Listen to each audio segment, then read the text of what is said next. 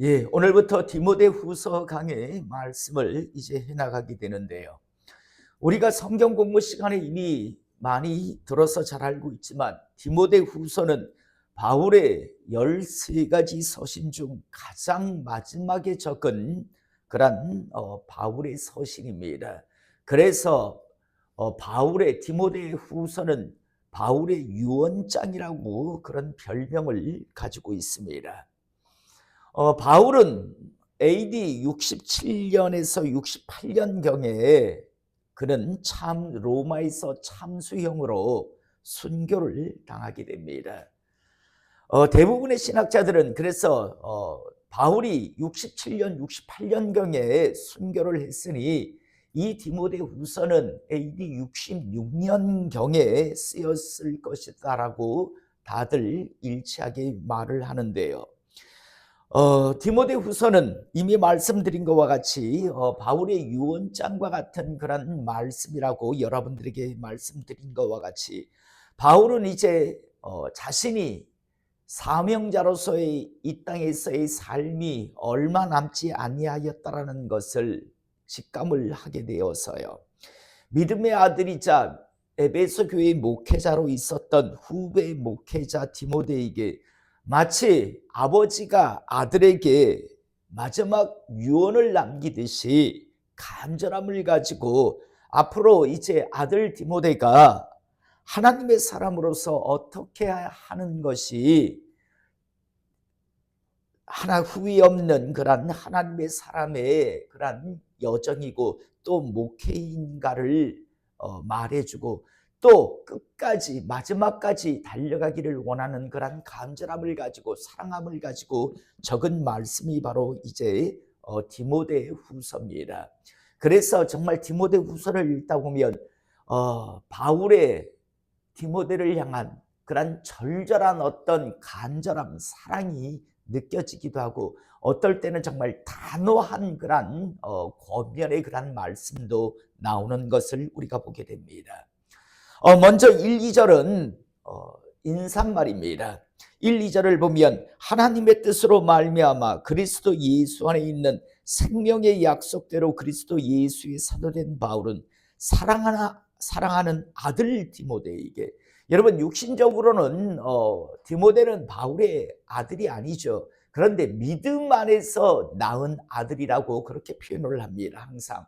그래서 사랑하는 아들이라고 지금 표현하며 사랑하는 아들 디모데에게 편지하노니 하나님 아버지와 그리스도 예수 우리 주께로부터 은혜와 긍휼과 평강이 내게 있을지어다 라고 하면서 이제 인사말이자 축복을 이제 먼저 하고 있습니다. 그러면서 이제 3절서부터 본격적인 이제 자신이 어떠한 마음을 가지고 또 어떠한 목적을 가지고 이 디모데후서를 적고 있는가. 물론 사람이 적고 있지만 성령님께 붙들려서 적고 있기 때문에 성령의 감동하심으로 적은 하나님의 말씀으로 우리는 받습니다. 자, 3절서부터 보면 내가 밤낮 간구하는 가운데, 바울은요 디모데가 지금 에베소 교회 목회자로 있잖아요. 그리고 아들이라고 생각하죠. 믿음 안에서 낳은 아들. 그래서 아들이, 믿음 안에서 낳은 아들이 정말 하나님의 사람으로서 잘 목회하기를 원하는, 사명을 잘 감당하기를 원하는 그런 마음으로요 밤낮 하나님 앞에 디모데를 위해서 기도해주고 있었던 것을 우리가 보게 됩니다. 내가 밤낮 간구하는 가운데 쉬지 않고 너를 생각하여 청결한 양심으로 조상적부터 섬겨오는 하나님께 감사하고, 내가 밤낮 너를 위해서 기도한다. 그리고 항상 또 하나님 앞에 감사의 그런 기도를, 감사의 마음을 갖고 있다라고 합니다. 그러면서 4절 내 눈물을 생각하여 너 보기를 원함은, 여러분 아들이 어쨌든 믿음 안에서 낳은 육신의 아들은 아니죠. 믿음 안에 낳은 아들인데 그가 지금 참 험난한 그런 지역 에베소에 지금 목회를 하고 있습니다.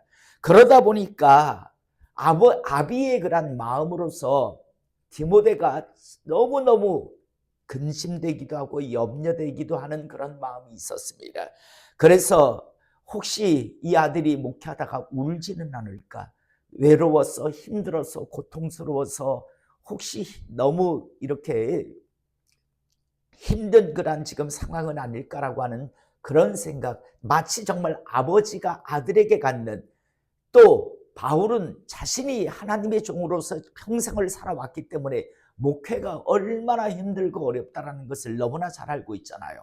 그러다 보니까 내 눈물을 생각하여 너 보기를 원함은 내 기쁨이 가득하게 하려 함이니, 항상 근심 염려가 있다 보니까 내가 너 보기를 원한다라고 이야기합니다. 그리고 보기를 원하는 것, 너를 봄을 통해서 내가 기쁨을 얻기 위함이라고 이야기를 합니다.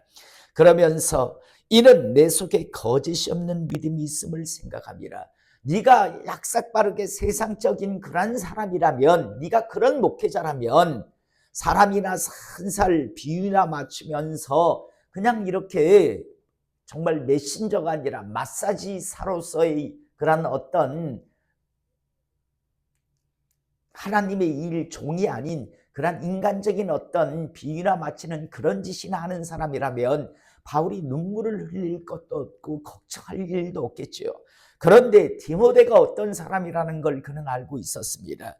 디모데가 어떤 사람인가 하면 내 속에 거짓이 없는 믿음이 있음을 생각합니다. 네가 참 정말 제대로 된 그런 하나님의 종으로 하기 때문에, 그래서 참 얼마나 힘들까, 얼마나 어려울까라는 그런 생각 때문에, 그래서 내가 너를 항상 보기를 원하고 널 위해 밤낮으로 기도한다라고 이야기합니다.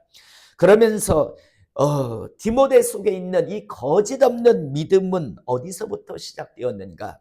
이 믿음은 먼저 내 외조모 로이스와 내 어머니 유니게 속에 있더니 내 속에도 있는 줄을 확신하노라 라고 말씀합니다.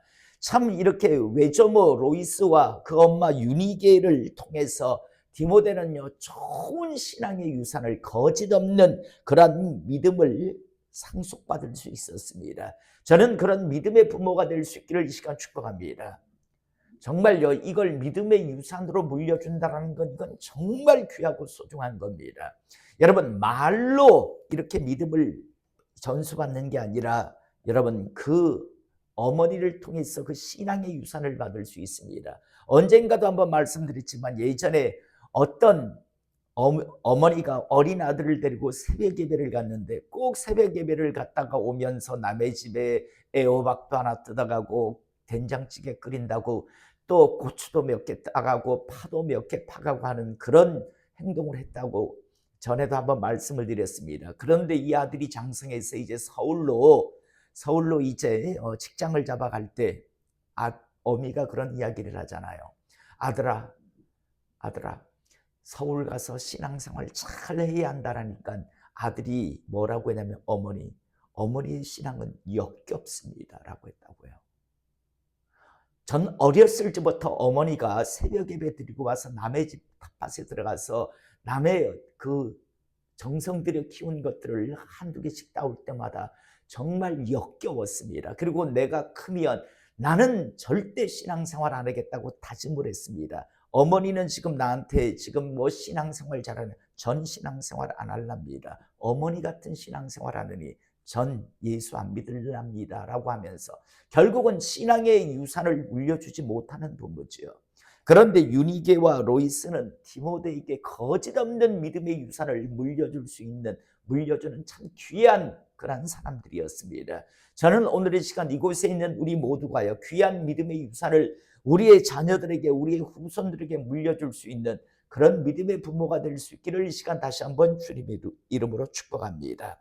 자, 그러면서 6절, 그러므로 내가 나의 안수함으로 내 속에 있는 하나님의 은사를 다시 부릴 듯 하게 하기 위하여 너로 생각하게 하노니, 처음 네가 안수받을 때 가졌던 그 처음의 그 마음을 다시 한번 회복하기를 원하노니, 7절, 하나님이 우리에게 주신 것은 두려워하는 마음이 아니요 오직 능력과 사랑과 절제하는 마음이니. 여러분, 여기서 이걸 우리나라 성경 개역한글 성경은 지금 마음이라고 표현을 하고 있는데요, 이걸 영으로도 해석이 가능합니다. 그리고 완전히 또 달라져요. 어떻게 달라지는가 하면 하나님이 우리에게 주신 그런 것은 두려워하는 영이 아니요 오직 능력과 사랑과 절제하는 영이니 성령님께서 우리에게 들어오셔서 능력과 사랑과 절제의 그런 어떤 도우심을 주신다라고 완전히 그죠? 자동사와 타동사로 완전히 바뀌잖아요.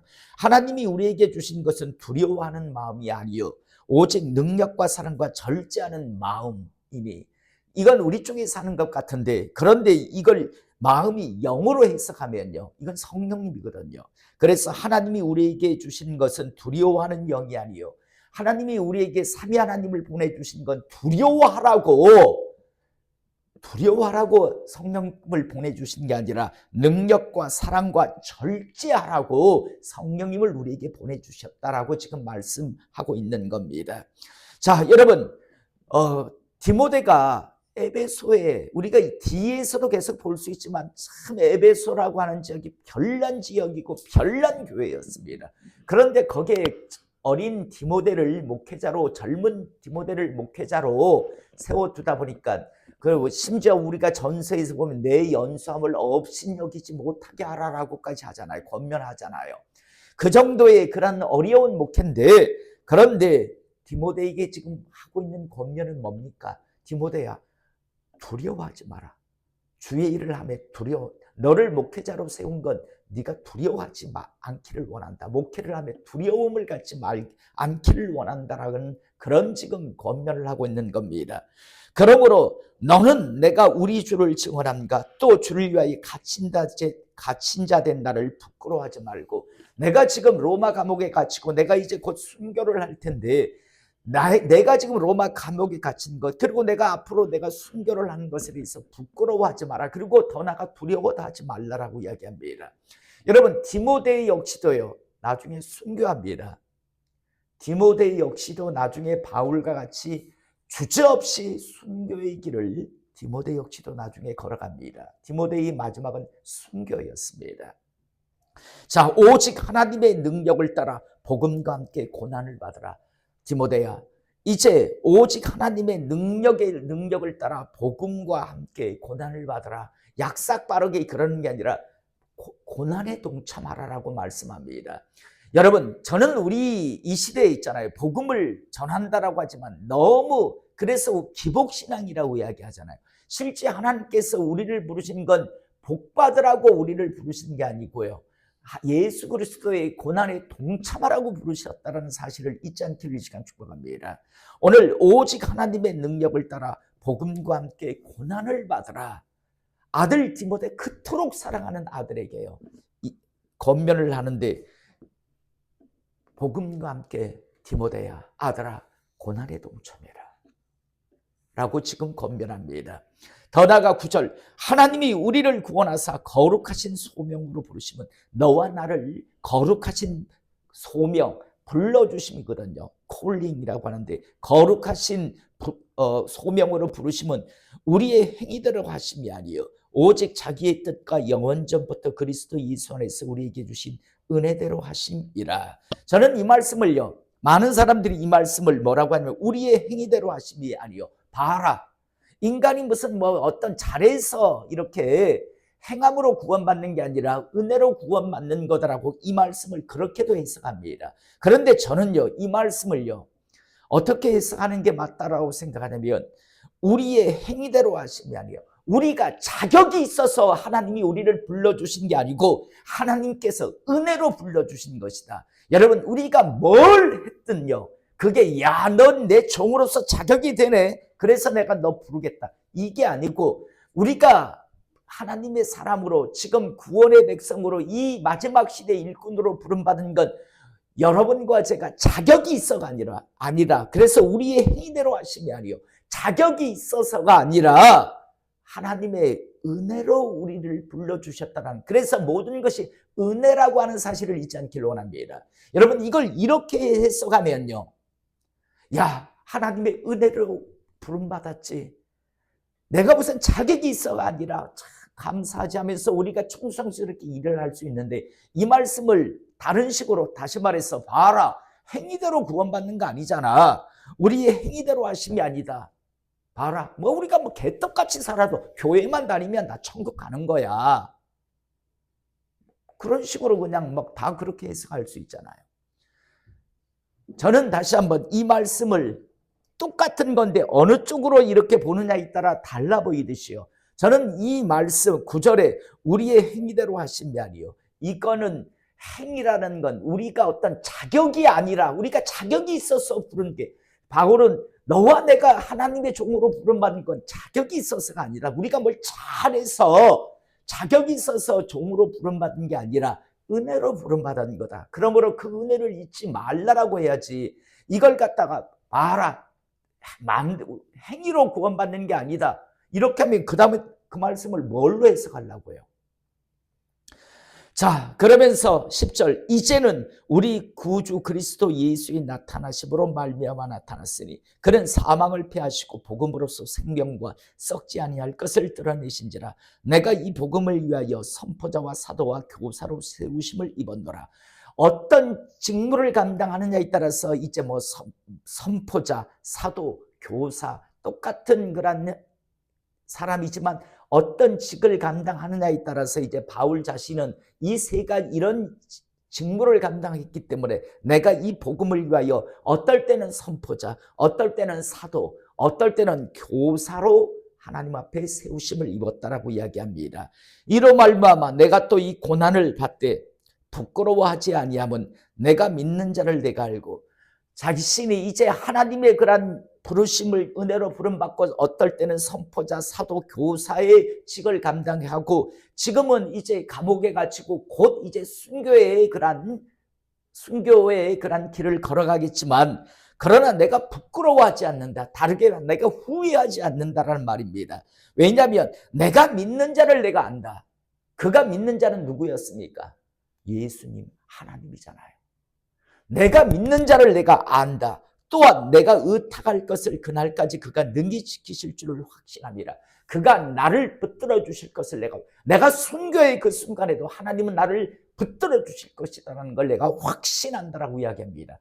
여러분, 디모데가 바울의 이 말씀을 들을 때 얼마나 가슴이 뜨거워졌겠습니까? 그래, 멋지게 하나님의 종으로서 멋지게 달려가야지. 정말 제대로 내가 믿음의 아비인 바울과 같이 목회를 정말 제대로 해야지라고 하는 그런 열정과 뜨거움이 생겼을 거라고, 저는 이 말씀을 읽으면서 막 뜨거움이 생기더라고요. 내가 내가 믿는 자를 내가 안다. 나는 메시아 그리스도인 예수님을 내가 믿고 천지 만물의 주인이신 하나님을 믿는다. 그리고 내 속에는 삼위 하나님 성령님이 함께 하신다라는 걸 그는 정확하게 알고, 또한 내가 의탁한 것을 그날까지 그가 능히 지키실 줄을 확신함이라. 너는 그리스도 예수 안에 있는 믿음과 사랑으로서 내게 들은 바 바른 말을 본받아 지키고, 올바른 엉뚱한 말도 안 되는 그런 것 가지고 떠들지 말고, 그런 것 가르치지 말고 바른 말을 본받아 지켜라. 그리고 우리 안에 거하시는 성령으로 말미암아 내게 부탁한 아름다운 것을 지키라 라고 이야기합니다. 한마디로 해서 디모데야, 제대로 멋지게 절대 변질되지 말고 후회 없이 멋지게 목회해라. 하나님의 종으로서의 사명을 잘 감당하라. 이 말씀을 지금 이제 하고 있었던 겁니다. 13절까지. 그리고 이제 15절에서 18절은 아시아에 있는, 아시아가 어디나요? 가장 아시아하면 떠오르는 곳. 아시아 어디? 에베소. 아시아하면 이제 에베소 하면 떠오르. 아시아니까 코리아 뭐 이루고 그런 그게 아니죠. 아시아하면 에베소예요. 아시아에 있는 모든 사람이 나를 버린 이 일을 내가 하나니. 아마 에베소에서 바울을 왜 데메드리오 해가지고 막 다들 왜 은장색 데메드리오가 왜 소요를 일으킨 것 막 대적한 거 아시잖아요. 아시아에 있는 모든 사람이 나를 버린 이 일을 내가 하나니 그 중에는 부겔로와 허모게네도 있느니라 라고 이야기합니다. 디모데도 알고 같이 있었거든요. 그러다 보니까 목회를 하다 보면 부겔로나 허모게네 같은 자들도 있고, 그리고 에베소에서 있었던 그런 일도 우리가 당할 수 있다라는 이야기를 하는 겁니다. 그런 자만 있는 게 아니다. 왜? 16절, 원하건대 주께서 오네시보로의 집에 긍휼을 베푸시옵소서. 오네시보로라고 하는 사람은요, 바울을 정말 잘 도운 사람이었습니다. 끝까지 마지막까지 그가 나를 자주 격려해주고 내가 사슬에 매인 것을 부끄러워하지 아니하고 로마에 있을 때 나를 부지런히 찾아와 만났습니다. 원하건대 주께서 그로 하여금 그날의 주의 긍휼을 있게 하여 주옵소서. 또 그가 에베소에 많은 봉사한 것을 내가 잘 아느니라.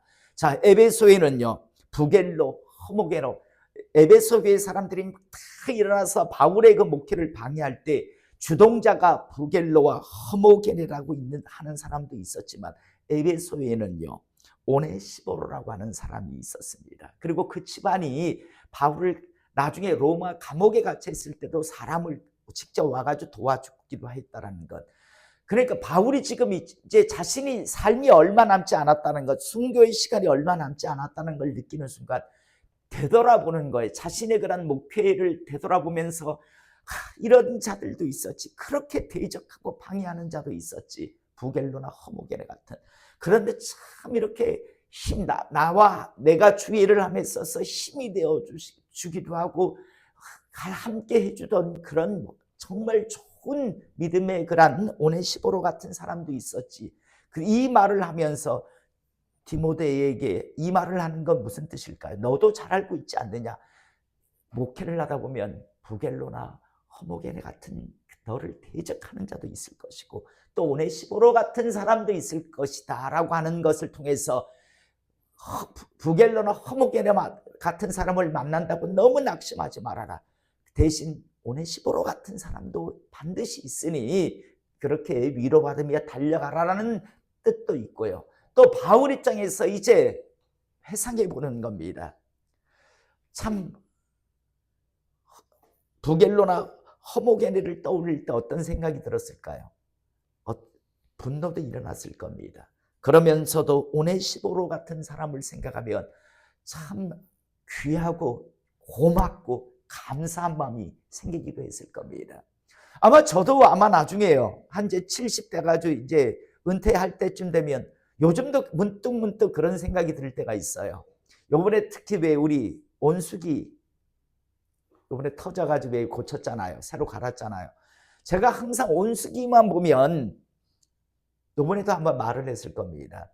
예전 저희 초창기에 한 20여 년 전에 제가 왜 저 온수기 있는 걸 몰랐는지 몰라요. 그때도 분명히 있었는데 온수기 달 생각을 못해서 그때 지금은 우리 교회에 없습니다. 그런데 그때 여자 집사님들이요 겨울에 막 설거지하면서 손이 펄개가지고 호호하면서 막 그랬거든요. 왜 그때 내가 저 온수기 달 생각을 못했을까?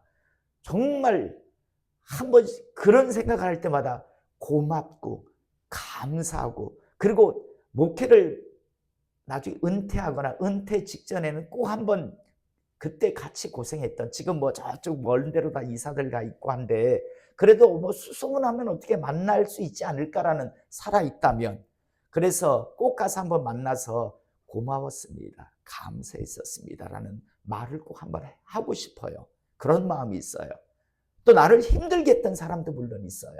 그런 사람은 만날 마음이 없는데 제가 목회하는 동안 참 서툴러서 저는 이 교회에서 전도사를 거치고 강도사를 거치고 목사 안수를 받아가지고 왔기 때문에 그래서 전도사 때 함께했던 또 강도사 때 함께하고 그러면서 참 그 힘들 때 참 어려울 때 호호하면서 그러면서 설거지하면서 함께 애써왔던 그런 분들요. 그런 분들을 생각하면서 꼭 한번 정말 그런 생각을 가지고 있어요. 나중에 마지막 은퇴를 하거나 은퇴 직전에 수소문을 좀 해가지고 그런 분들을 꼭 한번 만나서 감사했습니다. 고마웠습니다. 라는 말을 꼭 인사를 하고 싶은 마음. 아마 바울이 그런 마음이 아니었을까. 오네시보로를 생각하며 막 감사하는 마음.